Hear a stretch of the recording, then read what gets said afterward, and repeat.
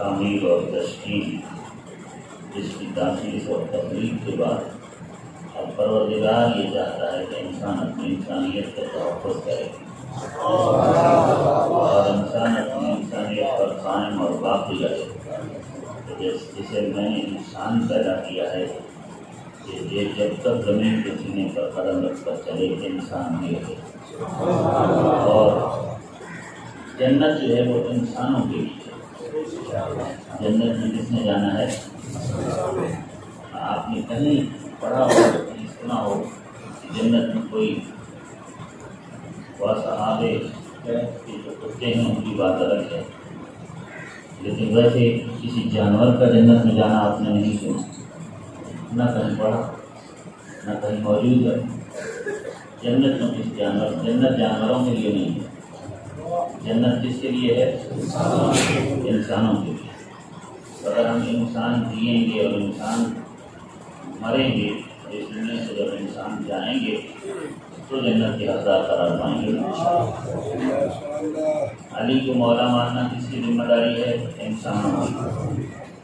12 اماموں کو امام ماننا کس کی ذمہ داری ہے؟ انسانوں کی ذمہ داری ہے۔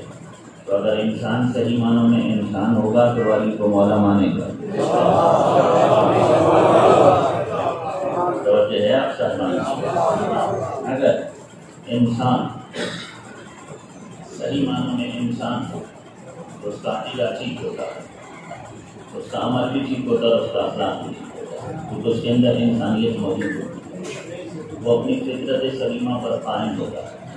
بہرحال اگر انسان اپنی فطرت سے ہٹ بھی جائے یا فطرت کے تقاضوں کو چھوڑ دے یا رون ڈالے اور وہ آسمان انسانیت سے زمین حیوانیت پر دیا جائے تو ہے تو بہت بڑا نقصان ہے۔ کوئی بھی کارخانہ یا کوئی بھی کمپنی کوئی چیز بناتی ہے تو وہ یہ چاہتی ہے کہ یہ ہمیشہ ٹھیک رہے، اگر ہمیشہ ٹھیک رہتی تو نہیں، اس میں خرابی پیدا ہونے کا امکان ہوتا ہے اور خرابی پیدا ہو بھی جاتی ہے۔ کوئی کمپنی گاڑی بناتی ہے تو اس گاڑی میں بھی خرابی پیدا ہو جاتی ہے۔ جو بھی چیز جس کارخانے سے جس کمپنی سے بن کے نکلتی ہے، جب اس میں خرابی پیدا ہو جاتی ہے، نقص آ جاتا ہے، تو پھر دوبارہ اسے وہیں اسی گیریج میں جا کر جمع کروایا جاتا ہے تاکہ وہاں 1 دن 2 دن رہے اور اس کی مرمت ہو جائے اور وہ دوبارہ ٹھیک ہو جائے۔ اللہ نے جو انسان کو انسان بنایا، پھر انسان کو اس کی انسانیت پر قائم اور باقی رکھنے کے لیے مسلسل نبی اور رسول بھیجے۔ بہرحال ہے تو انسان ہے، خطا کا امکان بھی ہے، غلطیاں ہو سکتی ہیں، نقائص پر خطاؤں کا شکار ہو سکتا ہے، اپنے آسمان انسانیت سے نیچے بھی آ سکتا ہے۔ تو اگر انسان کی انسانیت میں ڈینٹ پڑ جائیں، کہیں ڈاؤٹ آ جائیں، کہیں نقائص آ جائیں، خرابی پیدا ہو جائے، انسان صحیح اور سالم انسان نہ رہے تو کوئی چیز تو پروردگار عالم کی طرف سے ہونی چاہیے کہ جس سے اس کی دوبارہ مرمت ہو جائے۔ تو دنیا والے ہمیں بتائیں کہ تمہارے پاس کوئی ایسا کارخانہ ہے جو انسان ساز ہو، کوئی ایسا ادارہ ہے کہ اگر کسی انسان کی انسانیت کی عمارت مسمار ہو جائے، ٹوٹ پھوٹ کا شکار ہو جائے، کسی انسان کے اندر نقائص پیدا ہو جائیں اور وہ انسانی اوصاف سے منحرف ہو جائے، اس کے اندر وہ انسانی خصائل نہ رہیں، انسانی عظمت نہ رہے، انسانی شرافت اور انسانی تقویٰ اور انسانی طہارت نہ رہے، انسانی کمال اگر انسان کے اندر نہ رہے، انسان کے اندر اگر خرابیاں، خامیاں اور نقائص آ جائیں اور اسے اگر دوبارہ سے درست کرنا ہو، سنوارنا ہو، تو تمہارے پاس کوئی ایسا ادارہ ہے کہ جہاں انسان کو جمع کرواؤ اور انسان کی مرمت ہو جائے اور اس کی نقائص اس کے دور ہو جائیں اور اس میں دوبارہ سے فضائل آ جائیں؟ تو پوری انسانیت کے پاس ایسا کوئی ادارہ نہیں ہے۔ البتہ اللہ کی طرف سے 2 جگہیں ہیں، انسان میں خرابیاں پیدا ہو جائیں کچھ وقت کے لیے وہاں اس کو چھوڑ دو، ایک روضہ حسین ہے، دوسرا ذکر حسین۔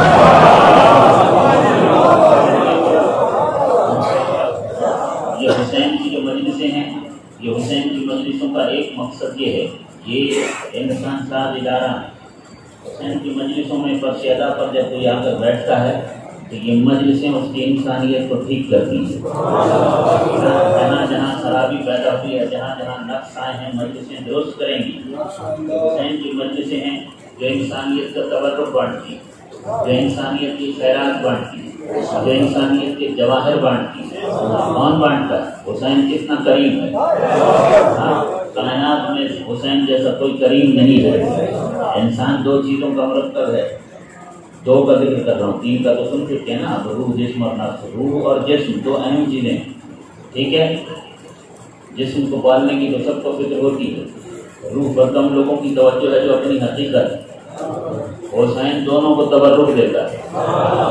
حسین کی مجلس میں بھی تبرک دونوں طرح کے بڑھتے ہیں، جسمانی بھی اور روحانی بھی. مجلس کے بعد کا تبرک جسمانی ہے، ممبر سے بڑھنے والا تبرک روحانی ہے. یہ جو ممبر سے تبرک بڑھ رہا ہے مولا حسین کی مجلس کی وجہ سے، یہ روحانی تبرک ہے. یہ کون سا تبرک ہے؟ یہ وہ تبرک ہے جو کائنات کے کسی مہنگے ترین شاپنگ سینٹر میں بادشاہ اپنے شاہی خزانے بھی لے جائے تو خرید نہیں سکتا ہے. کسی ملک کا کوئی بادشاہ اپنی سلطنت کے بڑے سے بڑے خزانے اپنے ساتھ لے جائے، کسی مہنگے ترین شاپنگ سینٹر سے اسے یہ مال ملے گا ہی نہیں. ٹھیک ہے نا. کوئی ایسی دکان دنیا میں ہے ہی نہیں کہ جہاں عقل بکتی ہو، یا بصیرت بکتی ہو، یا حکمت بکتی ہو، یا دانائی بکتی ہو، یا شرافت بکتی ہو، یا صداقت بکتی ہو. پوری دنیا کے اندر ایسی کوئی دکان نہیں ہے جہاں انسانی کمالات بکتی ہوں یا انسانی اوصاف بکتے ہوں.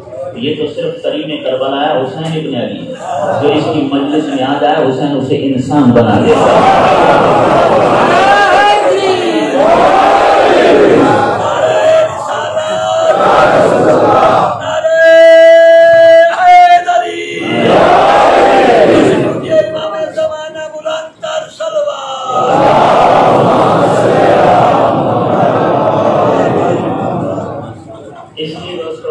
حسین کے ساتھ جڑ کے رہنا ضروری ہے، حسین سے مربوط ہو کر رہنا ضروری ہے، حسین کا پیروکار بن کر رہنا ضروری ہے، حسین کا غلام بن کر رہنا ضروری ہے، حسین کا چاہنے والا بن کر رہنا ضروری ہے.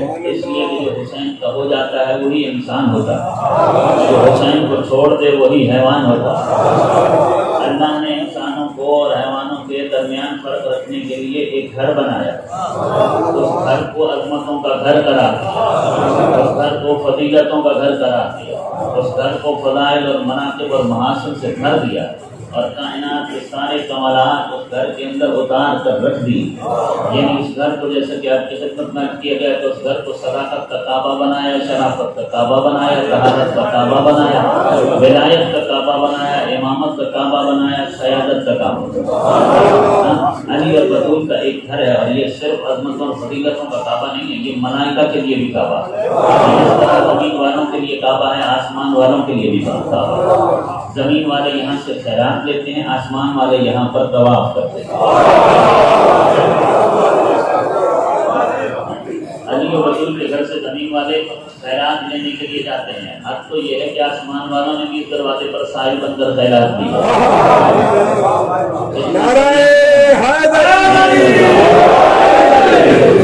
دوستو غور فرمائیے گا کہ اپنی انسانیت کو ٹھیک رکھنے کے لیے عقیدہ، پہلی چیز تو یہ کہ عقیدہ ٹھیک ہونا چاہیے.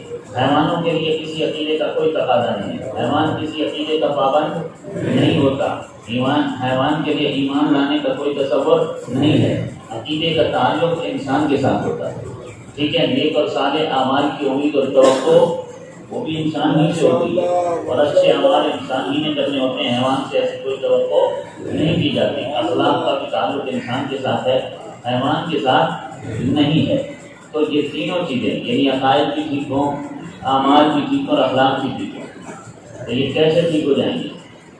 اس کے لیے ضروری ہے کہ انسان کسی ایسے گھر اور در سے وابستہ ہو جائے جو کمالات کا گھرانہ ہو، فضائل کا گھرانہ ہو، جو مرکز ہو عظمتوں اور فضیلتوں کا. ہم سچوں کی سچائی بیان کرتے ہیں تاکہ معاشرے کے اندر سے جھوٹ ختم ہو جائے. ہم شریفوں کی شرافت بیان کرتے ہیں تاکہ یہ جو کمینہ پن ہے یہ ختم ہو جائے.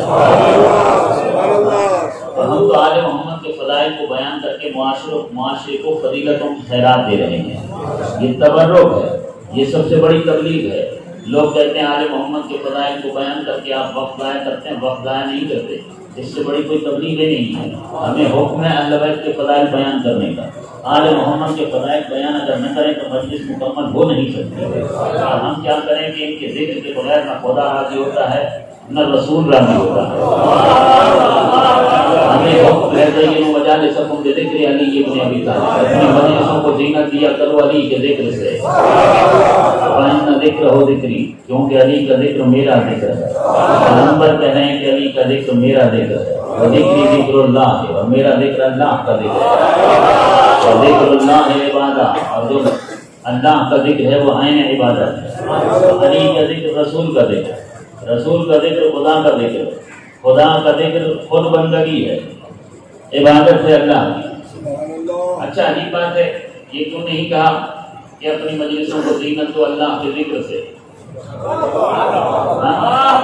پیغمبر نے یہ نہیں کہا کہ اپنی مجلسوں کو زینت دو اللہ کے ذکر سے، اور پیغمبر نے یہ بھی نہیں کہا کہ اپنی مجلسوں کو ذکر دو مجھ مصطفیٰ کے ذکر سے۔ پیغمبر نے کیا کہا ہے کہ اپنی مجلسوں کو زینت دو علی کے ذکر سے۔ اب یہ بات سمجھنے کی ہے، کیا علی خدا سے بڑا ہے؟ ہرگز نہیں۔ کیا علی مصطفیٰ سے بڑا ہے؟ ہرگز نہیں۔ خدا خدا ہے، ٹھیک ہے نا؟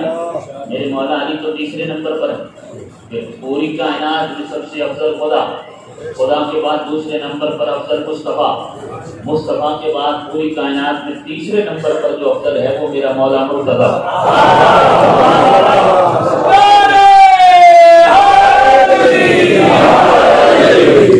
اس لیے کہ یہ لوگ بھلے اپنی بات کریں کہ جناب جب آپ ایسی بات کرتے ہیں تو آپ علی کو نبیوں سے بڑھا دیتے ہیں، ہم کیا بڑھا دیتے ہیں؟ اللہ نے بڑھایا، ٹھیک ہے نا؟ اور جب ٹیلی ویژن پر یہ بحث چلی تھی، کیونکہ میں بھی تقریباً 2004 سے ٹیلی ویژن کے پروگرام کرتا رہتا ہوں، اگرچہ میرے پاس ٹائم تو کم ہی ہوتا ہے لیکن پھر بھی ٹی وی والے کبھی کبھی پکڑ لیتے ہیں، رمضان میں محرم میں، تو 15-16 سال ہو گئے۔ خدا کا کرم اور اللہ کا شکر ہے میرے سامنے تو کسی نے آج تک کبھی کوئی جرأت کی نہیں، لیکن وہ مولویوں نے بحث چھیڑی تھی، کہنے لگے کہ یہ شیعوں کا عقیدہ غلط ہے کہ یہ علی کو معاذ اللہ آدم سے لے کر عیسیٰ تک سارے نبیوں سے افضل مانتے ہیں۔ بابا افضل تھوڑی مانتے ہیں، ہم تو علی کو نبیوں کا مولا مانتے ہیں۔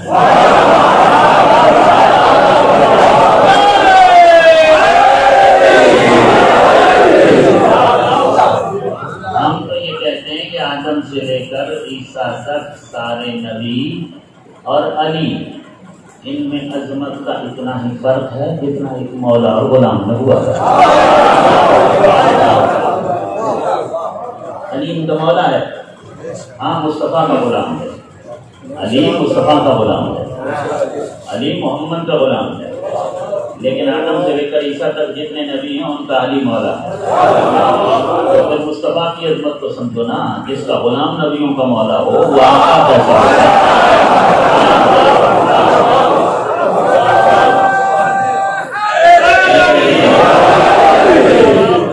اگر بات آئی ہے تو میں سورہ احزاب کی آیت پڑھتا چلا جاؤں۔ ارشاد رب کائنات ہو رہا ہے وَإِذْ أَخَذْنَا مِنَ النَّبِيِّينَ مِيثَاقَهُمْ وَمِنْكَ وَمِنْ نُوحٍ وَإِبْرَاهِيمَ وَمُوسَىٰ وَعِيسَىٰ ابْنَ مَرْيَمَ وَأَخَذْنَا مِنْهُم مِيثَاقًا غَلِيظًا۔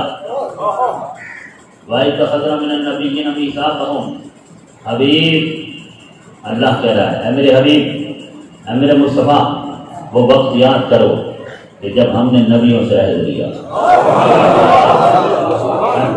جب ہم نے سارے نبیوں سے عہد لیا، اے میرے حبیب وہ وقت آپ یاد کرو۔ یعنی اس دنیا میں نبیوں کو بھیجنے سے پہلے اللہ نے تمام نبیوں سے وہاں پر عہد لیا، عالم ازل میں، عالم ارواح میں، عالم میثاق میں، اللہ نے آدم سے لے کر عیسیٰ تک جتنے نبی ہیں ان سے کوئی عہد لیا، اس عہد کے بعد ہی انہیں نبوت دی ہے، ٹھیک ہے نا؟ عہد جس نے کیا، عہد پر قائم رہنے کا عہد کیا تو نبوت دی۔ تو کہا سرکار دو عالم سے اللہ یوں کہتا ہے کہ ذخرنا من النبیین، ابھی وہ وقت یاد کریں کہ جب ہم نے سارے نبیوں سے عہد کیا۔ یہ جان کسے کرایا جاتا ہے؟ جو موقع پہ موجود ہے۔ اس کا مطلب ہے کہ اللہ جب نبیوں سے عہد لے رہا تھا تو مصطفیٰ دیکھ رہا تھا۔ عجیب بات ہے کہ مصطفیٰ نبیوں کو دیکھتا ہے عالم ازل میں، اور مصطفیٰ کا امتی کہتا ہے کہ آج مجھے مصطفیٰ نہیں دیکھتا۔ مصطفیٰ دنیا پر اور زمین پر قدم رکھنے سے پہلے زمین کے حالات کو جانتا بھی ہے اور دیکھتا بھی ہے۔ تو مصطفیٰ آپ کی اپنی امت کو نہیں دیکھتا؟ دیکھتا ہے، روز قیامت تک دیکھتا ہے۔ اس سلسلے میں قرآن مجید کی آیتیں بھی ہیں، اگر وقت پر آ گیا تو میں آپ کی خدمت میں عرض کر دوں گا۔ اِذْ أَخَذْنَا مِنَ النَّبِيِّينَ مِيثَاقَهُمْ وَمِنْكَ، ابھی وہ وقت یاد کیجیے کہ جب ہم نے سارے نبیوں سے عہد لیا، وَمِنْكَ، اور تجھ سے بھی عہد لیا۔ تو اللہ نے ایک تو عہد لیا تمام انبیاء سے، ہم نے سارے نبیوں سے عہد لیا۔ وَمِنْكَ، ارے میرے محمد ہم نے تجھ سے بھی عہد لیا اور تجھ سے۔ وَمِنْكَ، انبیاء سے الگ کر کے کہا، اس کا مطلب ہے کہ اللہ نے سارے نبیوں سے کوئی اور عہد لیا اور مصطفیٰ سے کوئی اور عہد لیا۔ عہد میں فرق ہے۔ تو اب ہمیں دونوں عہد قرآن مجید سے پوچھیں کہ اللہ نے تمام نبیوں سے کیا عہد لیا اور مصطفیٰ سے کیا عہد لیا۔ دونوں کو، یعنی مصطفیٰ کو بھی یہاں بھیجنے سے پہلے مصطفیٰ سے عہد لے لیا اور نبیوں کو نبی بنا کر بھیجنے سے پہلے نبیوں سے عہد لیا۔ تو پہلے ہم نبیوں کا عہد معلوم کرتے ہیں کہ اللہ نے نبیوں سے کیا عہد لیا۔ تو سورہ آل عمران آیت میثاق، فَإِذْ أَخَذَ اللَّهُ مِيثَاقَ النَّبِيِّينَ لَمَا آتَيْتُكُم مِّنَ الْكِتَابِ وَالْحِكْمَةِ ثُمَّ جَاءَكُمْ رَسُولٌ مُصَدِّقٌ لِّمَا مَعَكُمْ لَتُؤْمِنُنَّ بِهِ وَلَتَنصُرُنَّهُ قَالَ أَأَقْرَرْتُمْ وَأَخَذْتُمْ عَلَىٰ ذَٰلِكُمْ قَالُوا أَقْرَرْنَا قَالَ فَاشْهَدُوا وَأَنَا مَعَكُم مِّنَ الشَّاهِدِينَ فَمَن تَوَلَّىٰ بَعْدَ ذَٰلِكَ فَأُولَٰئِكَ هُمُ الْفَاسِقُونَ۔ إِذْ أَخَذَ اللَّهُ مِيثَاقَ النَّبِيِّينَ، ابھی یاد کیجیے وہ وقت جب اللہ سارے نبیوں سے عہد لے رہا تھا، یعنی آدم سے لے کر عیسیٰ تک جتنے نبی ہیں ان سے اللہ عہد لے رہا تھا۔ کیا لما آتیتکم من کتاب وحکمہ، دیکھو جب میں تمہیں نبوت دے دوں گا، کتاب دے دوں گا، حکمت دے دوں گا۔ ثم جاءکم رسول مصدق لما معکم، تم سب کے بعد آخر میں میرا حبیب آئے گا، میرا رسول آئے گا، ٹھیک ہے۔ مصدق لما معکم، وہ تمہاری نبوت کی اور تمہارے ساتھ جو بھی صحیح تھا یا کتاب میں نے بھیجا اس کی تصدیق کرے گا۔ یہ قرآن مجید نے بتایا، اور سرکار دو عالم نے انبیاء کی نبوتوں کی تصدیق کی یا نہیں کی؟ جی نا، جتنے بھی نبی ہیں ہمیں کیسے پتہ چلا کہ نبی ہیں؟ یہ تصدیق کس نے کی ہے؟ مصطفیٰ نے۔ آدم سے لے کر عیسیٰ تک جتنے نبی آج دنیا میں نبی مانے جاتے ہیں تو مصطفیٰ کی تصدیق کی وجہ سے مانے جاتے ہیں۔ آدم سے لے کر عیسیٰ تک جن نبیوں پر جو صحیح سے آئے آسمانی کتابیں آئیں اور انہیں تسلیم کیا جاتا ہے، کیوں؟ کیونکہ مصطفیٰ نے تصدیق کی۔ سارے مسلمان مانتے ہیں کیونکہ مصطفیٰ نے تصدیق کی۔ تو یہی کہا کہ وہ جو آخر میں میرا رسول آئے گا وہ تمہاری نبوتوں کی اور تمہارے ساتھ جو صحیفہ اور آسمانی کتاب ہے اس کی تصدیق کرے گا۔ تم آگے عہد کرو، کیا؟ لَتُؤْمِنُنَّ بِهِ، کہ تم میرے محمد کے مومن بن کر رہو گے۔ اللہ کہتا ہے تم یہ عہد کرو کہ تم نے مصطفیٰ پر ایمان لانا ہے اور مصطفیٰ کا مومن بن کر رہنا ہے۔ لَتُؤْمِنُنَّ بِهِ وَلَتَنصُرُنَّهُ، اور اس کی مدد بھی کرنی ہے۔ یعنی اگر نبی مصطفیٰ کی نبوت کا کلمہ نہ پڑھے اللہ انہیں نبوت ہی نہیں دے گا۔ اس بات پر اللہ نبی کو نبوت دے رہا ہے، آدم سے لے کر عیسیٰ تک جتنے نبی ہیں اللہ انہیں نبوت دے رہا ہے اس بات پر کہ تم پہلے میرے محمد کی نبوت کا کلمہ پڑھو۔ اگر تم میرے محمد کی نبوت کا کلمہ پڑھ لو، اگر تم میرے مصطفیٰ کی نبوت کا کلمہ پڑھ لو اور میرے محمد اور میرے مصطفیٰ کے مومن بن کر رہنے کا عہد کرو تو میں تمہیں نبی بناتا ہوں۔ یعنی سارے نبی اپنی اپنی امت کے نبی ہیں لیکن مصطفیٰ کے امتی ہیں۔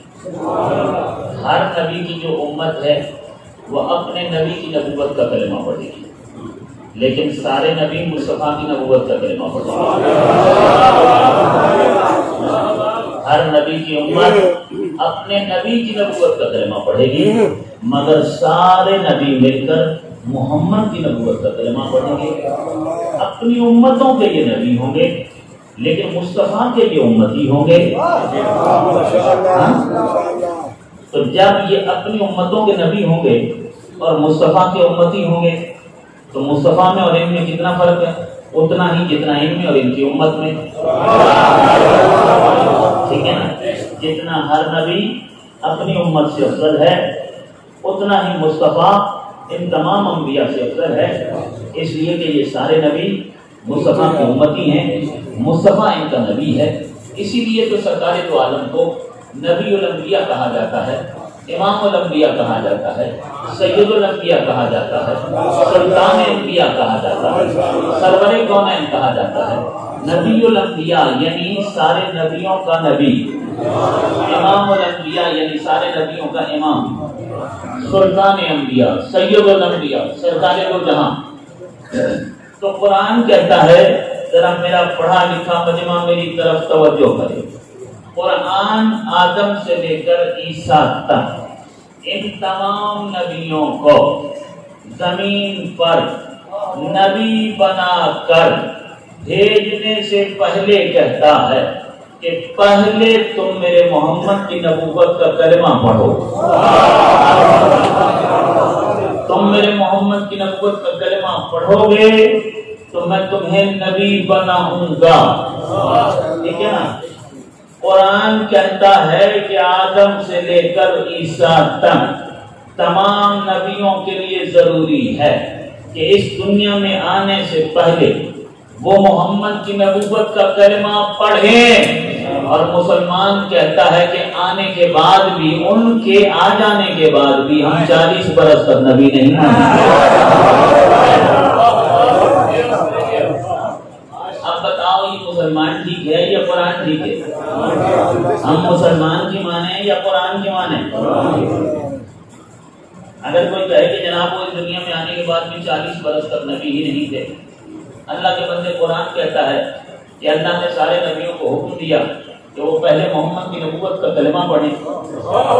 جب انہوں نے مصطفیٰ کی نبوت کا کلمہ پڑھا تو اللہ نے انہیں نبی بنایا. اور آپ کہتے ہیں نہیں جناب وہ اس دنیا میں آنے کے بعد بھی 40 برس تک نبی ہی نہیں تھے، اور جب پہلی وحی بھی آئی تو انہیں تو پتہ ہی نہیں چلا. انہوں نے بیوی سے بات کی تو بیوی انہیں لے کر ورقہ بن نوفل کے پاس گئی، وہ عیسائی عالم تھا. ٹھیک ہے نا؟ اور اس نے کہا کہ جناب آپ کے لیے تو خوشخبری ہے کہ آپ نبی ہونے والے ہیں. یعنی عیسیٰ کے امتی کو یہ پتا تھا کہ یہ نبی ہونے والے ہیں، اور نبیوں کے نبی کو نہیں پتا تھا کہ میں نبی ہونے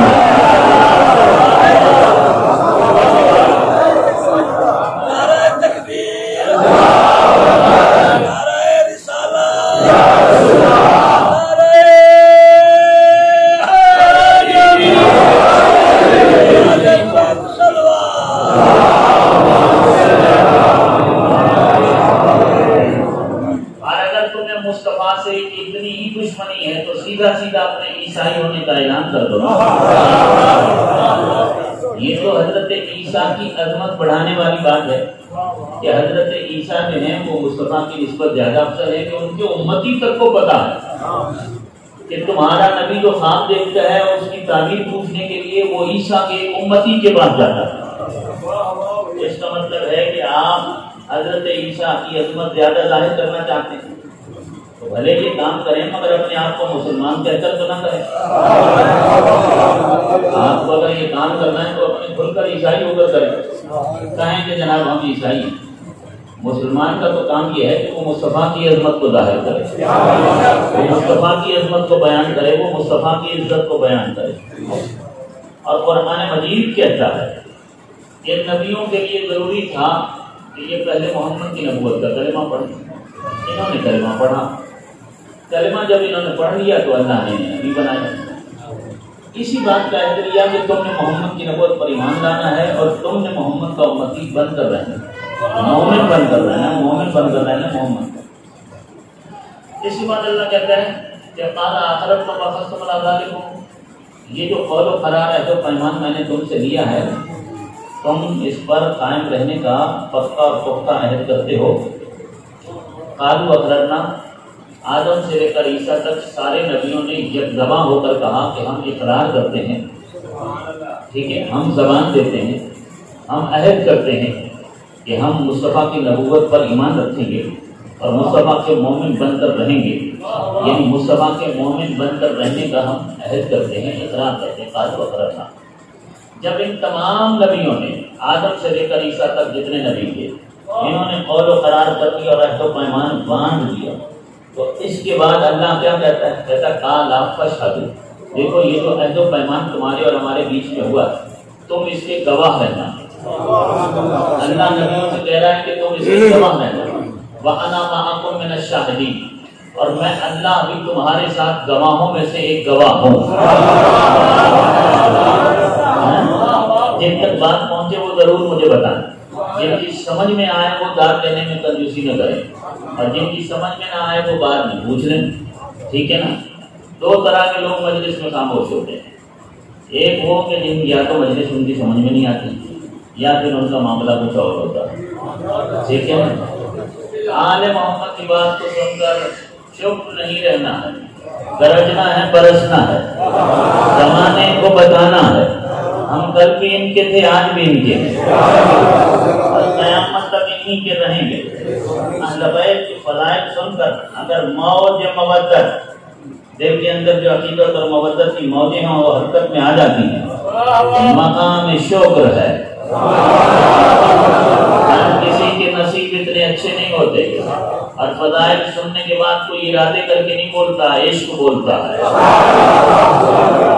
جن کے دل کی دھڑکنوں میں علی رہتا ہے وہ خود ہی بولتے ہیں۔ اور بتاؤں میں آپ کو کہ پیغمبر سے صحابہ نے پوچھ لیا، یا رسول اللہ کبھی مومن اور منافق کا پتہ نہیں بھی چلتا، تو کوئی طریقہ ہے؟ بہت آسان ہے، تم اس کے سامنے ذکر علی چھیڑ دیا کرو۔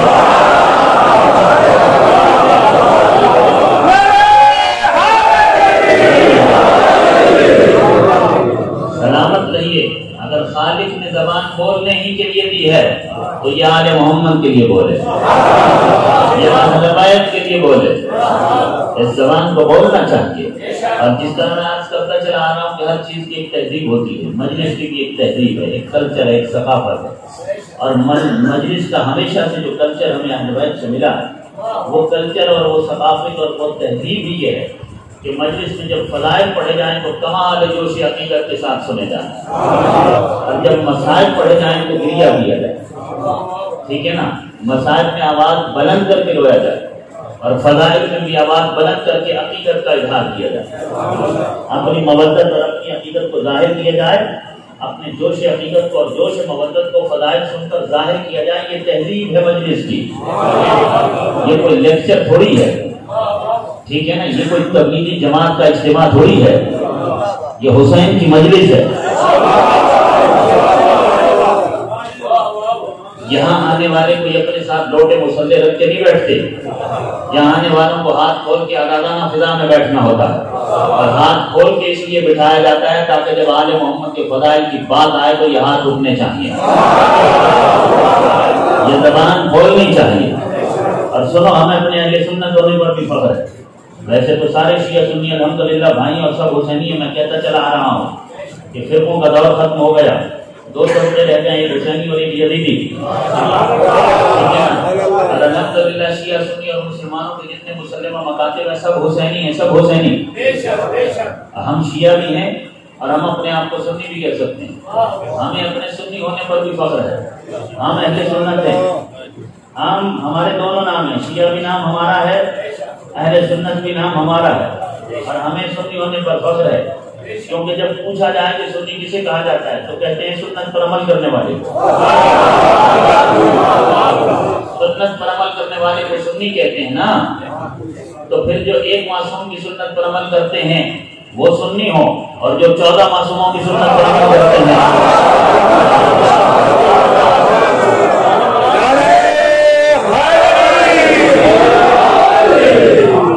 ہمارے پاس تو 14 نمونے ہیں، 14 معصوم ہیں، لہذا ہم سے اچھا سنی کوئی نہیں ہو سکتا، ہم 14 کی سنت پر عمل کرنے والے ہیں، اور اچھا سنی ہونے کا طریقہ یہ ہوتا ہے کہ سنت کو کبھی چھوڑا نہ جائے، ٹھیک ہے نا؟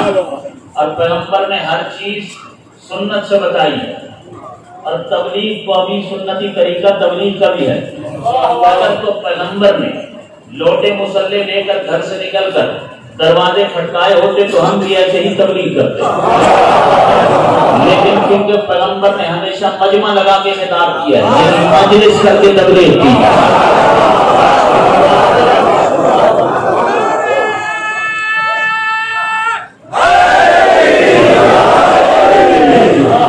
تو یہ طریقہ سنتی طریقہ ہے، اس طرح مجمع لگانا اور اس سے خطاب کرنا، یہ پیغمبر کی سنت ہے۔ پیغمبر اسی انداز سے تبلیغ غدیر کرتے رہے، عشیر کا اجتماع اور بہت سارے اجتماعات، غریب کا اجتماع، یعنی مسلسل پیغمبر اجتماع لگاتے رہے، مجمع لگاتے رہے۔ مسجد نبوی کو قائم کرنا، مسجد میں مجمع لگانا، لوگوں کو خطبہ دینا، جمعے کو قائم کرنا، لوگوں کو خطبہ دینا، یعنی مجمع لگانا اور مجمع سے خطاب کرنا، یہی مجلس ہے۔ اسی کو مجلس کہتے ہیں، یہی ہوتی ہے نا مجلس۔ پیغمبر ہے نبیوں کا نبی، اور اللہ نے سارے نبیوں سے عہد لیا کہ تم نے محمد کی نبوت کا کلمہ پڑھ کر مومن بننا ہے اور مومن بن کر ہی رہنا ہے۔ اگر اسی پر رہو گے تو ہم تمہیں نبوت دیتے ہیں۔ سارے نبیوں نے عہد کر لیا، ٹھیک ہے۔ جب نبیوں نے عہد کر لیا تو کہا تم اس کے گواہ رہنا اور میں اللہ بھی تمہارے ساتھ گواہوں میں سے ایک گواہ ہوں، یعنی تم نے محمد کی نبوت کا کلمہ پڑھا اور محمد کی نبوت پر ایمان لایا تو تم نے یہ عہد کر لیا ہے، تم اس کے گواہ رہنا۔ قال فاشهدوا وانا معكم من الشاهدين، اور میں اللہ بھی تمہارے ساتھ گواہوں میں سے ایک گواہ ہوں۔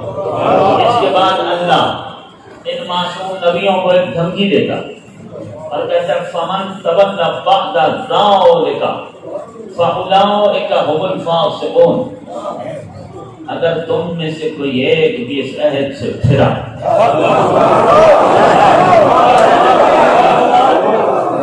اللہ ہے نا، اللہ اگر تم میں سے کوئی ایک بھی اپنے اس عہد سے اگر پھرا تو میں اس کا نام نبیوں کی فہرست سے خارج کر کے فاسقوں کی لسٹ میں لکھ دوں گا۔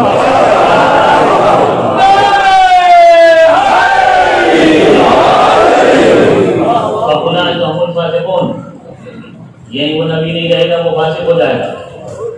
یعنی عہد سے پھرنے کا کیا مطلب ہے؟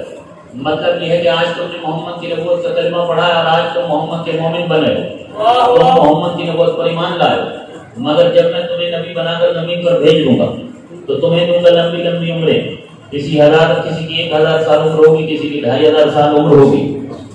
تو دنیا میں جا کر مصروف تبلیغ ہو جانے کے بعد کہیں ایسا نہ ہو کہ تمہیں اس طرح کے خیال آنے لگ جائیں کہ یہ اللہ نے ہم سے جو عہد لیا تھا یہ کوئی عہد تھا یا ہم نے کوئی خواب دیکھا تھا۔ یعنی تمہارا ایمان اگر ان خیالات کا شکار ہونے لگا اور تمہیں اگر میرے محمد اور میرے مصطفیٰ کی نبوت میں اگر شک پیدا ہونے لگ گیا تو اسی لمحے تم نبی نہیں رہو گے، میں تمہارا نام نبیوں کی فہرست سے خارج کر کے فاسقوں کی لسٹ میں لکھ دوں گا۔ اب اللہ کہتا ہے کہ ابھی مصطفیٰ دنیا میں آیا کہ نہیں، مصطفیٰ وہاں ہے، نبی آ رہے ہیں، آدم سے لے کر عیسیٰ تک یہ نبی زمین پر جب تبلیغ دین کر رہے ہوں اور مصطفیٰ کے ظاہری طور پر اس جہان اور اس دنیا میں آنے سے ہزاروں برس پہلے اگر اس معصوم نبی کو محمد کی نبوت میں شک ہو جائے تو اللہ کہتا ہے کہ پھر یہ نبی نہیں رہے گا، یہ فاسق ہو جائے گا۔ تو پھر مجھے بتاؤ کہ اگر محمد اس دنیا میں آ جائے، ٹھیک ہے، اور اعلان نبوت بھی کر دے اور پیغمبر کے اعلان نبوت کے بعد کلمہ پڑھنے والا کلمہ بھی پڑھ لے، پہلو میں بھی بیٹھے، شک بھی کرتا رہے،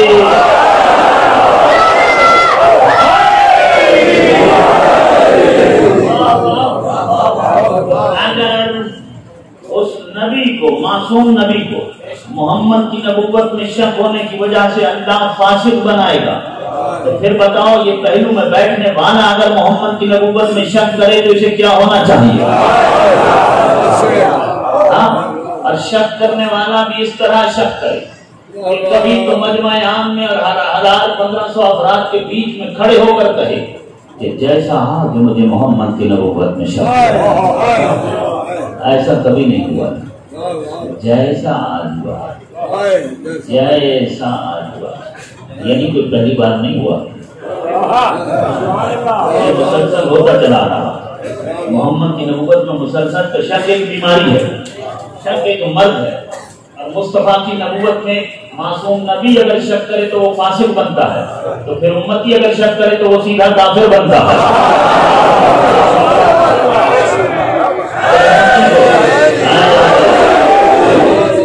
تو عہد تو اللہ نے ہم نے سورہ احزاب سے معلوم کیا کہ عہد تو دو تھے جو اللہ نے لیے، ایک عہد لیا سارے نبیوں سے، اور وہ ہم نے قرآن سے پوچھ لیا کہ سارے نبیوں سے یہ عہد لیا کہ تم نے محمد کی نبوت پر ایمان لانا۔ دوسرا عہد لیا تھا مصطفیٰ سے، ومن کا بھی تو کہا تھا نا۔ اب ہمیں یہ بھی تو پتہ کرنا ہے کہ اللہ نے مصطفیٰ سے کیا عہد لیا تھا، اللہ نے محمد سے کیا عہد لیا تھا۔ آئیے ذرا جلدی سے وہ بھی عہد پتہ کر لیں۔ تو سورہ مبارکہ مائدہ میں آواز دی اور کہا یا ایھا الرسول بلغ ما انزل الیک من ربک وان لم تفعل فما بلغت رسالتہ واللہ یعصمک من الناس ان اللہ لا یہدی القوم الکافرین۔ بچہ جانتا ہے یہ آیت 18 ذی الحجہ 10 ہجری غدیر خم کے میدان میں یہ آیت علی کی ولایت کا اعلان کروانے کے لیے آئی، یہ آیت علی کی مولائیت کو ظاہر کرنے کے لیے آئی۔ آیت کا آغاز یہاں سے ہوا یا ایھا الرسول، اے رسول۔ تو رسول نام تو نہیں ہے، رسول تو منصب ہے، رسول تو ذمہ داریوں کا نام ہے، رسول تو عہدہ الہی ہے، یعنی رسالت ذمہ داریاں ہیں، الہی ذمہ داریاں، الہی کام، سرکاری ڈیوٹی۔ وہ جو سرکاری منصب ہے، رسول تو وہ ہے جس سے سرکاری ڈیوٹیاں اور سرکاری ذمہ داریوں کو بیان کیا جاتا ہے۔ اللہ تو اپنے حبیب کو اس طرح پروٹوکول دیتا ہے کہ جب بات کرتا ہے تو کبھی سے یا ایھا المزمل کہتا ہے، کبھی یا ایھا المدثر کہتا ہے، کبھی بشیر کہتا ہے، کبھی نذیر کہتا ہے، کبھی سراج منیر کہتا ہے، کبھی طٰہٰ، کبھی یاسین، کبھی رحمت للعالمین۔ تو وہ اللہ کہ جو اس طرح کے القابات سے اپنے حبیب سے خطاب کرتا ہے، آج کیا ہو گیا کہ جب علی کی ولایت کا اعلان کروانا ہے تو نہ یا ایھا المزمل کہا، نہ یا ایھا المدثر کہا، نہ بشیر کہا، نہ نذیر کہا، نہ سراج منیر کہا، نہ طٰہٰ کہا، نہ یاسین کہا، نہ رحمت للعالمین کہا۔ سارا پروٹوکول ایک طرف رکھ دیا، ڈائریکٹ ذمہ داریوں کا نام لیا، منصب کا نام لیا اور کہا یا ایھا الرسول۔ علی کی ولایت کا اعلان کروانے کے لیے خالق نے اپنے حبیب کو یا ایھا الرسول کہہ کر جو خطاب کیا، یا ایھا الرسول کہہ کر واضح کر دیا کہ علی کی ولایت کا اعلان کرنا رسول کے فرائض رسالت میں شامل ہے۔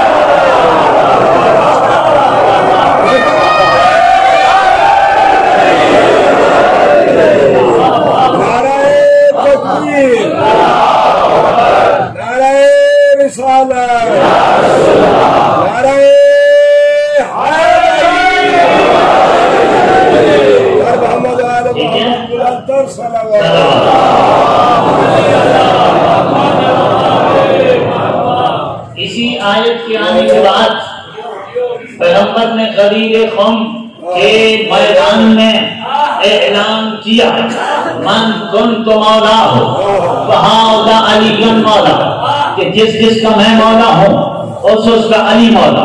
تو اب پتہ چلا کہ اللہ نے سارے نبیوں سے یہ عہد لیا تھا کہ تمہیں محمد کی نبوت پر ایمان لانا ہے، اور خود محمد سے یہ عہد لیا تھا کہ تمہیں علی کی ولایت کا اعلان کرنا ہے۔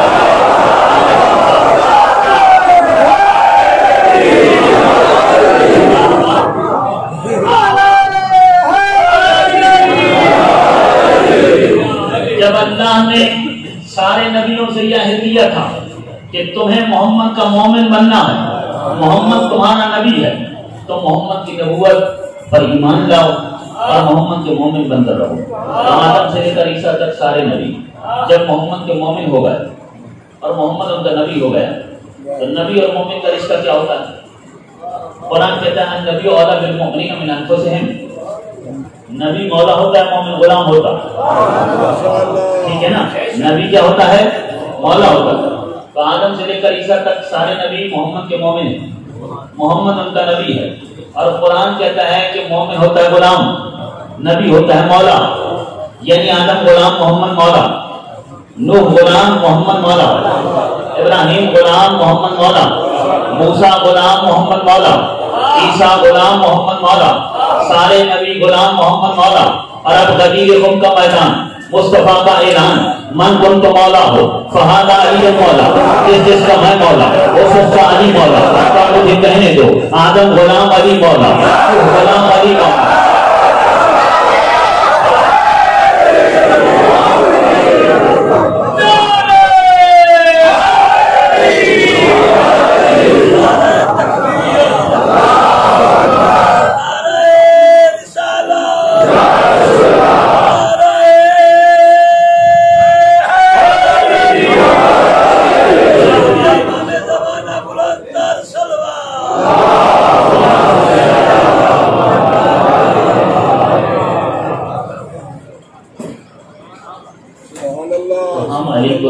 صرف افضل نہیں مانتے بلکہ ہم آدم سے لے کر عیسیٰ تک سارے نبیوں کا علی کو مولا مانتے ہیں۔ علی نبیوں سے صرف افضل نہیں ہے، نبیوں کا مولا ہے، اور اگر علی کو مولا مانے بغیر نبی کا گزارا نہیں ہے تو امتی کا کیسے ہو سکتا ہے؟ میں یوں کہوں کہ اگر ان نبیوں کو علی کی ولایت کے بغیر نبوت نہیں دیتا ہے تو کسی امتی کو اللہ مسلمان کیسے قبول کرتا ہے؟ علی کی ولایت کے بغیر نبی نہیں بنتا، مومن بن جاتا علی کی ولایت کے بغیر نہیں ہو سکتا، ممکن نہیں۔ وقت کی کمی ہے، یہ سرکاری ڈیوٹی تھی، جس طرح یہ سرکاری ذمہ داری تھی پیغمبر کی کہ وہ لا الہ الا اللہ پہنچا، اسی طرح یہ سرکاری ذمہ داری تھی کہ غدیر خم کے میدان میں علی ولی اللہ بھی پڑھوانا، لا الہ الا اللہ پڑھوانا بھی سرکاری ڈیوٹی، اور محمد رسول اللہ کے بعد علی ولی اللہ پڑھوانا بھی سرکاری ڈیوٹی، ٹھیک ہے نا، سرکاری ذمہ داری۔ اب آپ کی سمجھ میں یہ بھی آ جائے گا کہ یہ کیوں کہا پیغمبر نے کہ زینوا مجالسکم بذکر علی ابن طالب، اللہ تو بڑا ہے، یہ نہیں کہا کہ اللہ کے ذکر سے زینت کو، یہ بھی نہیں کہا کہ مصطفیٰ کے ذکر سے زینت کو مجلسوں کو، کہا علی کے ذکر سے زینت کو مجلسوں کو۔ علی کا ذکر کب آتا ہے؟ ہم پہلے کہتے ہیں لا الہ الا اللہ، پھر کہتے ہیں محمد رسول اللہ، پھر کہتے ہیں علی۔ اس لیے کہا کہ علی کے ذکر سے زینت دو، کیونکہ جسے بھی علی تک آنا ہے خدا اور رسول سے ہو کر خدا کی بات کر دیتے تو ایسے تو بہت ہیں جو خدا تک ہی رک جاتے ہیں، مصطفیٰ کی بات تو ایسے بھی بہت ہیں جو مصطفیٰ تک رک جاتے ہیں، مگر جسے بھی علی کی بات کرنی ہے وہ خدا سے ہو کر آئے گا،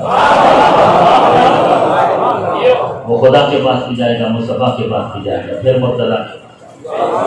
اس لیے کہا کہ اپنی مجلسوں کو زینت دو علی کے ذکر سے، علی کے ذکر سے زینت دو، اسی ذکر کی حفاظت کے لیے کربلا بنی، اسی عقیدے کے تحفظ کے لیے کربلا بنی، اسی دین کی بقا کے لیے 6 مہینے کا یہ سب قربان۔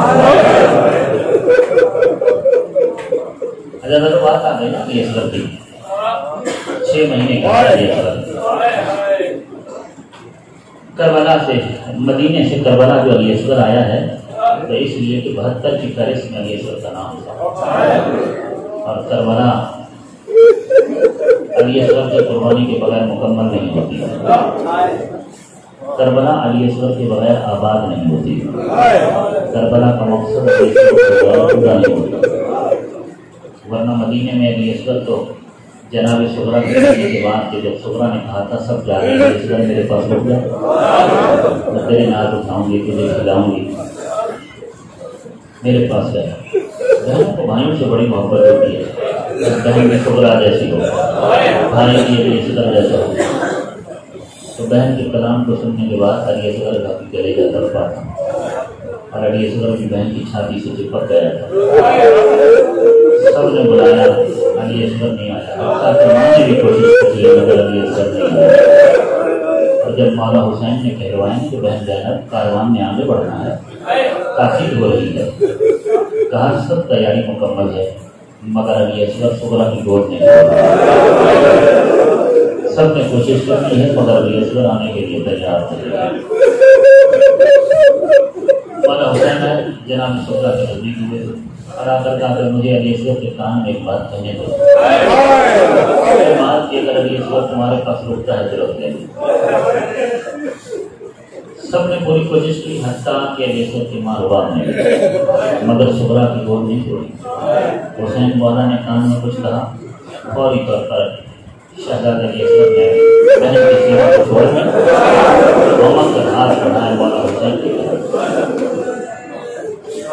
حسین نے علی اصغر کو علی اصغر کا وعدہ یاد دلایا۔ جب پوچھا کہ آپ نے علی اصغر سے کیا کہا، میں نے علی اصغر کو بتایا کہ تیرے بغیر کربلا مکمل نہیں، تیرے بغیر 72 کی فہرست مکمل نہیں ہوگی، تیرے بغیر مان عظیم کی بچتا نہیں۔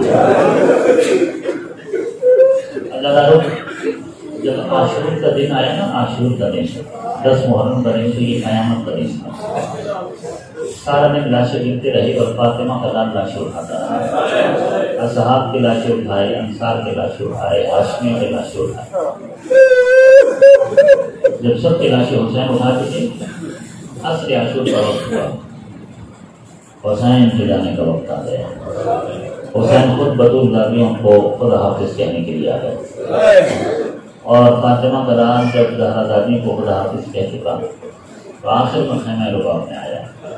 آج علی اصغر کی بات ہو رہی ہے نا، منزل مسائل پر شہزادہ علی اصغر کا ذکر۔ آخر میں حسین خیمہ رباب میں آیا۔ جناب رباب کے خیمے میں آ کر حسین مولا کہتے ہیں کہ رباب خدا حافظ، رباب سب شہید ہو گئے ہیں، سارے لاشیں میں نے اٹھا دی ہیں، سب کے لاشیں میں نے گنج شہیدوں میں لگا دی ہیں، اب اللہ کے حوالے خدا حافظ، حسین کا آخری سلام قبول کریں۔ جناب رباب کے 2 بچے ہیں، ایک کا نام ہے سکینہ، ایک کا نام ہے علی اصغر۔ اجرکم اللہ، 2 بچے ہیں جناب رباب، ایک سکینہ ہے، ایک علی اصغر ہے۔ رباب کے خیمے میں رباب کے دونوں بچے رباب کے پاس ہیں، سکینہ بھی ہے، علی اصغر بھی ہے۔ حسین جناب رباب کو خدا حافظ کہنے کے لیے آئے۔ جناب رباب اس طرح گفتگو کرتی ہیں، کہتی ہیں مولا آپ اگر جانا چاہتے ہیں تو میں آپ کو، کون ہوتی ہوں روکنے والی، میں آپ کو روک تو نہیں سکتی، آپ جانا چاہتے ہیں تو بے شک تشریف لے جائیے، لیکن ایک گزارش تھی میری، اگر ہو سکے تو بولو رباب۔ کہا 3 دن ہو گئے پانی کا ایک قطرہ خیمہ میں نہیں، اور میرا دودھ بھی خشک ہو گیا ہے، علی اصغر کا گلا خشک ہے، پیاس سے کلیجہ کباب ہے، علی اصغر جھولے میں ماہی سے آپ کی طرح تڑپ رہا جیسے مچھلی پانی کے بغیر تڑپتی ہے، علی اصغر اسی طرح تڑپ رہا، کہیں میرا بچہ پیاس سے مر نہ جائے۔ آپ خود شہادت کی سعادت سے سرفراز ہونے سے پہلے اگر علی اصغر کے لیے 1 گھونٹ پانی کا انتظام کر دیں تو بڑی مہربانی ہوگی۔ جناب رباب کہتی ہیں آپ کو یہ تکلیف اس لیے دینا پڑ رہی ہے کیونکہ اب اصحاب و انصار اور اعزاء و اقربا اور جوانان ہاشمی سب شہید ہو چکے ہیں، مردوں میں اب بچا تو کوئی نہیں ہے۔ ابھی جب آپ چلے جائیں گے اور آپ بھی شہید ہو جائیں گے، اس کے بعد ہم تو صرف مستورات ہیں اور چھوٹے بچے ہیں، اور چاروں طرف سے یزید کی فوج کا گھیرا ہے۔ میں کس سے کہوں گی کہ میرا علی اصغر کیا تھا، میں کس سے کہوں گی کہ میرے بچے کو پانی چاہیے؟ کوئی نہیں ہوگا جو میری سنے، کوئی نہیں ہوگا جو میرے بچے کے لیے مجھے پانی چاہیے۔ آپ شہید ہونے سے پہلے علی اصغر کے لیے 1 گھونٹ پانی کا انتظام کریں۔ حسین مولا کہتے ہیں کہ رباب ان اشقیاء سے امید تو نہیں ہے، یہ ہیں تو بہت سمجھے، لیکن میں حجت تمام کرتا ہوں۔ حسین مولا علی اصغر کے جھولے کے قریب دیکھا تو واقعاً بچہ ماہی بھی آپ کی طرح تڑپ رہا ہے، خشک زبان خشک ہونٹ۔ میرے مولا نے ہاتھ بڑھائے، بچے کو لیا، علی اصغر کو سینے سے لگایا، علی اصغر سے اپنی ابا ڈال دی، علی اصغر کو چھاتی سے لگا کر حسین اور بچے میں ابا ڈال دیا۔ سینے سے فاطمہ کا لال اس طرح باہر نکلا کہ اشقیاء نے جب دیکھا تو وہ سمجھے کہ شاید سینے کے ساتھ قرآن لے کر آ اشقیاء نے سمجھے کہ شاید حسین صبح سے اب تک لاشیں اٹھا اٹھا کے تھک چکا ہے، اب صلح کے واسطے قرآن لے کر رہا ہے۔ ہاں یہ حقیقت ہے کہ علی اصغر بھی قرآنی تھا، قرآن ناطق کا ایک کم سخن پارا تھا، مگر حسین علی اصغر کو صلح کے لیے لے کر جاتے، حسین علی اصغر کو حجت تمام کرنے کے لیے لے کر جاتے ہیں۔ حسین نے علی اصغر کو لیا اور اشقیاء کے سامنے، فوج اشقیاء کے سامنے، لشکر یزید کے سامنے حسین جا کر کھڑے ہوئے، اور میرے مولا حسین نے ان سے جو کلام کیا وہ کچھ اس طرح تھا کہ دیکھو اگر تمہاری نگاہ میں کوئی قصور ہو سکتا ہے تو میرا ہو سکتا ہے، اگر تمہاری نگاہ میں خطاکار ہو بھی سکتا ہوں تو میں ہو سکتا ہوں۔ یہ تو 6 مہینے کا بچہ ہے، اس کا تو کوئی قصور نہیں ہو سکتا، اس کی تو کوئی خطا نہیں ہو سکتی۔ دیکھو 3 دن سے اس نے پانی نہیں دیکھا، اس کی ماں کا دودھ خشک ہو چکا ہے، اس کے لیے صرف 1 گھونٹ پانی چاہیے۔ یہ خوراک پر تم نے قبضہ کیا ہوا ہے، جانور یہاں پانی پی رہے ہیں، میرے بچے کے لیے 1 گھونٹ پانی نکالیے۔ اداکاروں کبھی سوال نہ کرنے والے حسین نے کبھی سوال نہ کرنے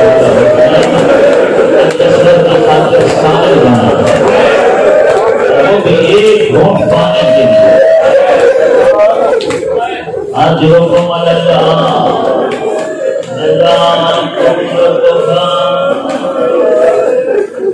اللہ کرو 1 گھونٹ پانی کے لیے۔ حسین کہتے ہیں، مولا فرماتے ہیں کہ دیکھو اگر تم یہ سمجھتے ہو کہ بچے کے بہانے سے پانی میں خود پی لوں گا، اگر تم یہ سمجھتے ہو تو میں علی اصغر کو زمین پر رکھ کر پیچھے چلا جاؤں اور خود آ کر بچے کے منہ میں ایک قطرہ پانی ڈالا۔ اداکاروں میرے مولا نے بعد الزہرا کی اس معصوم علی کو 6 مہینے کے علی کو کربلا کی تپتی ریت پر رکھ دیا، خود پیچھے ہٹ گئے، کہا علی اصغر کربلا کی ریت پر موجود ہے، تم آؤ اس کے حلق میں 1 گھونٹ پانی ڈال کے چلے جاؤ۔ بچہ گرم زمین پر تڑپتا رہا، ایڑیاں رگڑتا رہا، خشک زبان خشک ہونٹوں پہ چلاتا رہا، مگر کسی سخت خدا کو جنم نہ آیا۔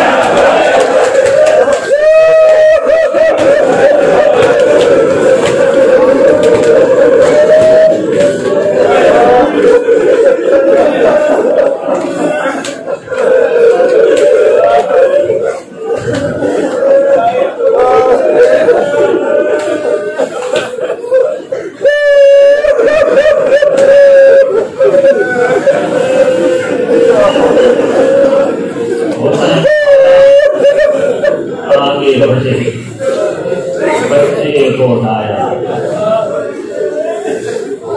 فاطمہ کے لال نے علی اصغر کو ایسے ہی اٹھایا جیسے قرآن کا سپارہ اٹھایا۔ علی اصغر کو لے کے اب ایک اور انداز سے میرے مولا نے حجت کو تمام کرنا شروع کیا۔ بچہ تو تھا صرف 6 مہینے اور سخت دلوں کی فوج کا بہت بڑا لشکر سامنے کھڑا تھا۔ میرے مولا نے علی اصغر کو اپنے ہاتھوں پہ اٹھایا، ہاتھوں پہ اٹھا کر اشقیاء کو دکھایا، کہا دیکھو یہ میرا بچہ ہے اور یہ صرف 6 مہینے کا ہے، دیکھو یہ علی اصغر ہے، یہ میرا بچہ ہے، ایک ایک کو دکھایا، دیکھو یہ میرا بچہ ہے، یہ صرف 6 مہینے کا ہے، پانی 3 دن سے ختم ہے، اس کی ماں کا دودھ خشک ہو چکا ہے، اسے زیادہ نہیں صرف 1 گھونٹ پانی چاہیے۔ اور پھر کہا علی اصغر تم خود بھی اپنی پیاس نہیں بتا دو۔ بچے نے خشک زبان نکالی، اپنے خشک ہونٹوں پر چلانا شروع کیا۔ تاریخ کہتی ہے، مقتل لکھتا ہے کہ حسین کا بچے کو اٹھانا، علی اصغر کا اپنی زبان خشک ہونٹوں پر چلانا، یہ اتنا دردناک منظر تھا، یہ اتنا غمناک منظر تھا کہ اس منظر کو دیکھنے کے بعد فوج یزید کے جو سپاہی تھے، فوج یزید کے سپاہیوں کے جو گھوڑے تھے، ان گھوڑوں کی آنکھوں میں بھی آنسو آ گئے۔ منظر ایسا دل خراش، یہ منظر ایسا دردناک تھا، کسی لسان کو خطرہ لاحق ہو گیا۔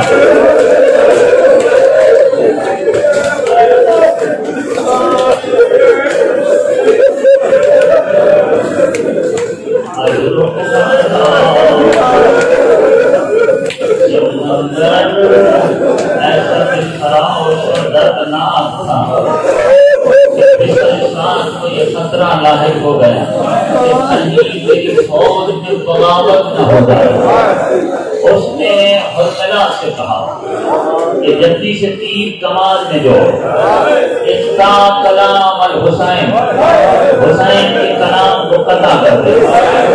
اداروں تیر اندازی میں اس کی پوری فوج میں سب سے بڑا ماہر حرملہ تھا، اس کا کبھی نشانہ خطا نہیں ہوتا تھا۔ نارمل تیر نہیں دیا اس نے ایک خاص صندوق کھلوایا، اس کے اندر سے سہشوبہ تیر نکلوایا، یعنی وہ تیر کے جو 3 بھال کا تیر تھا، 3 منہ والا جو تیر تھا۔ عام طور پر نارمل تیر استعمال کیا جاتا اور اونٹ اور گھوڑے کو نہر کرنے کے لیے 2 بھال کا تیر استعمال کیا جاتا تھا، اور سہشوبہ تیر اگر کوئی پتھریلی دیوار ہو تو 3 بھال کا تیر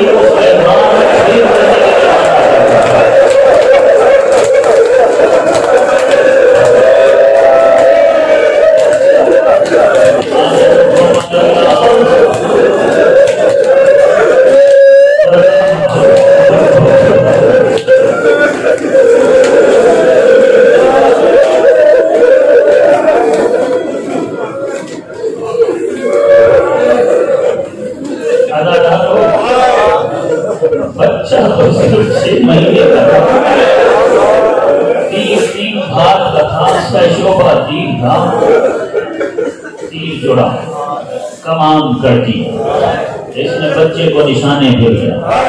اب یہ صدر ہے حسین کے ہاتھوں اور میرا سب سے بڑا نشانہ باز تیر چلانا چاہتا، تیر چلا نہیں پایا، دوبارہ اس نے تیر کو کمان میں جوڑا، پھر تیر چلانا چاہتا ہے، تیر اس سے چل نہ پایا، تیسری بار پھر اس نے تیر کو کمان میں جوڑا، جب تیسری بار بھی اس سے تیر نہیں چلا تو کسی سمجھے سپاہی نے پوچھا کہ اتنا بڑا تو نشانہ باز ہے، کبھی تیرا نشانہ خطا نہیں ہوتا، یہ کیا بات ہے کہ میں دیکھ رہا ہوں کہ تیسری بار تیرا تیر نیچے آ جاتا ہے، تجھ سے تیر چلتا نہیں ہے۔ یہ کہتا ہے میں کیا کروں، ادھر میں تجھے ایک منظر دیکھا، وہ پیچھے دیکھ، تجھے ایک خیمہ نظر آ رہا، اس خیمے کے دروازے پر تو بیوی نظر آ رہی ہے، اور جب تیر چلانا چاہتا ہوں تو بیوی کی چیخ پڑا ہے، میرا بچہ سب سے نگاہوں کے سامنے بچے کو کیسے دبا کر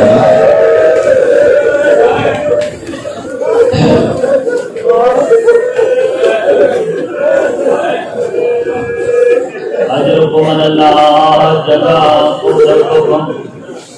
عزادارو ہو گیا مسائل، آخری جملے ہیں۔ عزادارو یہ سمجھے سپاہی اور ملا سے کہتا ہے یہ سب تیرا بہن ہے، خیال و گمان اور بہن کی دنیا سے باہر آ، اور تیرا تیر لگنا چاہیے نشانے پر۔ اس نے 4تھی بار تیر چلایا۔ عزادارو جب تیر چلا ہے نا سیدھا علی اصغر کے گلے پہ لگا، معصوم کے گلے کو چھیدتا ہوا حسین کے بازو میں پیوست ہوا، علی اصغر کے گلے سے خون کا ایک فوارہ نکلا۔ فاطمہ کے لال نے اس خون کو اپنے ہاتھوں کو لے لیا، زمین پر پھینکنا چاہا، زمین نے کہا کہ آج کے نانا کی رحمت ذلے سے محروم ہے، یہ خون میرے سینے پر نہ آئے۔ آسمان کی طرف پھینکنا چاہا تو آسمان نے کہا اے صاحب لوداع کے نواسے، اگر یہ خون میری طرف آ گیا تو بارش نہیں کر سکتا۔ حسین نے کہا نہیں، نانا کی امت کو غلہ بھی ملے، نانا کی امت کو بارش بھی ملے، ہمیں خون کو اپنے نیچے پہ جوڑنا چاہیے۔ اقرار آسماں کو ہے راگی کمی نہیں، اصغر تمہارے خون کا ٹھکانا نہیں ہے۔ حسین نے علی اصغر کے خون کو اپنے چہرے پر باندھ لیا۔ آخری مرحلہ مصائب کا، 6 مہینے کا بچہ علی اصغر شہید ہو گیا، تیر کھا کے شہید ہو گیا۔ حسین نے علی اصغر کو سینے سے لگایا، ابا کا دامن علی اصغر پہ ڈال دیا۔ اب 3 چیزیں، اب تک جتنے افراد شہید ہوئے تھے حسین نے ان کے لاشیں گندے سے دفن کسی کو بھی نہیں کیا، ٹھیک ہے۔ اب علی اصغر کے لیے حسین کیا کریں؟ یا تو علی اصغر کا لاشا بھی مقتل میں رکھیں، گندے شہیدہ میں رکھیں، یا پھر علی اصغر کو دفن کریں اور علی اصغر کو خیمے میں لے کر جائیں یا نہ لے کر جائیں۔ حسین کہتے ہیں کہ تیر بڑا تھا، بچہ چھوٹا تھا، بچے کا زخم دیکھے گی تو کہیں ماں مر نہ جائے۔ ایک خیال آتا ہے کہ ماں کو نہ دکھاؤں، علی اصغر کا زخم پڑا ہے۔ پھر خیال آتا ہے کہ ہر ماں نے اپنے ماں کو، اپنے لال کو قربانی کے بعد دیکھا، اصغر کی ماں کا بھی ہے، اس کی حسرت بن جائے گی، آخری دیدار کروا دو۔ اسی لیے 7 قدم آگے 7 قدم پیچھے۔ آپ ہمارے عاشور میں مولا حسین کی اسی عمل کی وجہ سے 7 قدم آگے جاتے ہیں، 7 قدم پیچھے جاتے ہیں۔ علی اصغر کو ہاتھوں پہ لے کر خیمہ رباط کی طرف رخ کر کے فاطمہ کا لال 7 بار آگے بڑھا ہے، 7 بار پیچھے بڑھا ہے۔ اور آخری فیصلہ ایک بار ماں کو دکھا دیتا، ادھر خیمے کے اندر ماں اور بیٹی سکینہ اور رباط مسلسل دونوں کی آپس میں گفتگو چل رہی ہے۔ علی اصغر ابھی تک نہیں آیا۔ سکینہ 3.5 سال کی بچی ہے نا، بچی ہے، ماں سے بار بار پوچھتی ہے اماں بابا علی اصغر کو لے گئے، علی اصغر کو پانی پی کے آ ہی جائے گا، بابا میرے لیے بھی لے کر آئیں گے؟ علی اصغر کو پانی پی کے آئے گا، میرے لیے اتنے ساتھ میں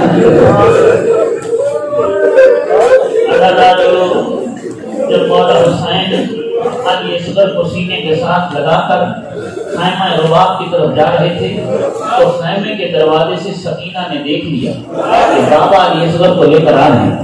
خیمے کے اندر جا کر ماں کو بتایا کہ بابا آ رہے ہیں، علی اصغر سینے کے ساتھ لگا ہوا ہے۔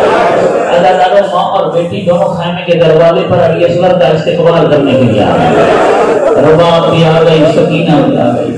اللہ تعالیٰ جیسے حسین مولا رباط کے خیمے میں داخل ہوتے ہیں، ایک مرتبہ ماں کہتی ہے کہ والی میرا بچہ کس حالت میں واپس آیا؟ علی اصغر کو پانی ملا ہے، حسین نے ابا کا دامن ہٹایا، ابا کا دامن جو ہٹایا، اب جو چھدا ہوا گلا دیکھا، اللہ ایک مرتبہ ماں تڑپ رہی ہے، تڑپ کر رباط کہتی ہے علی اصغر تو صرف 6 مہینے جیسوں کو بھی مدد کیا جاتا ہے، کیا تیرے جیسے بھی زباں کیے جاتے ہیں؟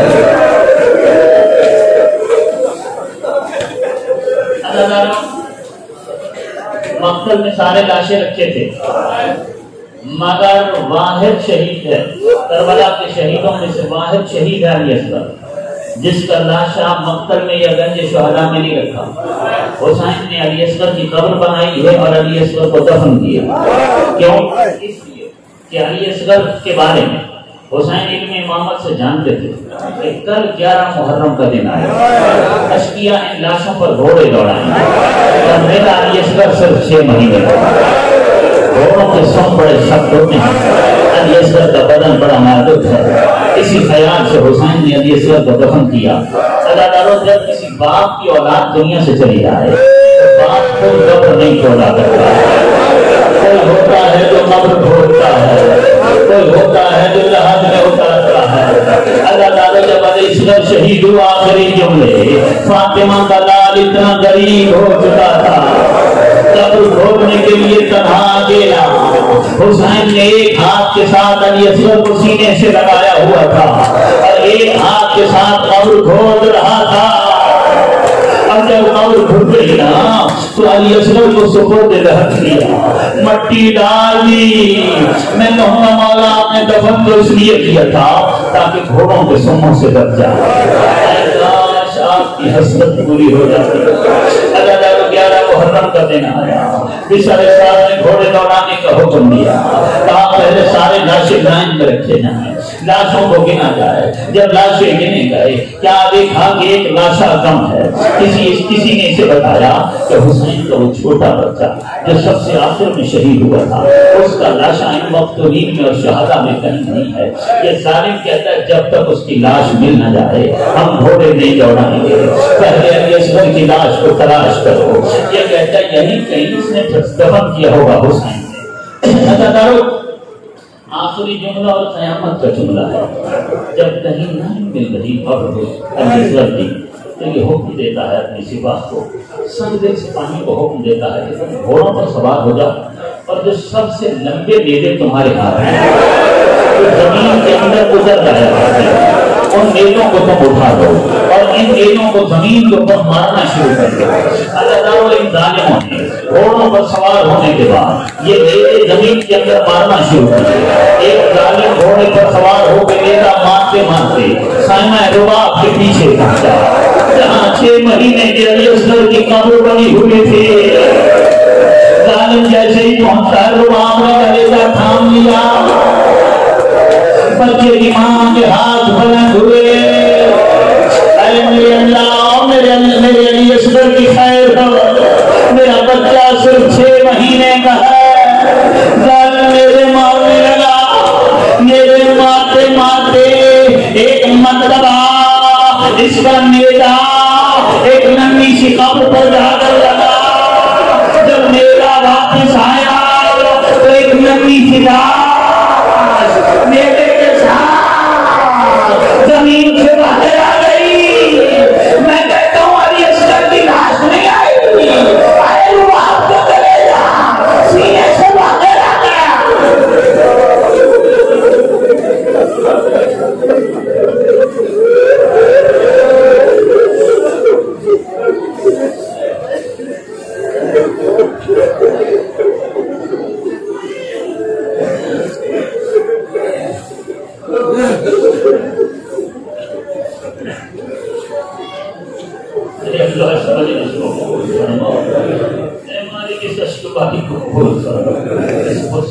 اور اداداری کو قبول کر، بانیان مجالس کے خرچ اور اخراجات قبول کر، ان کے مال اور رزق حلال میں وسعت اور برکت عطا کر.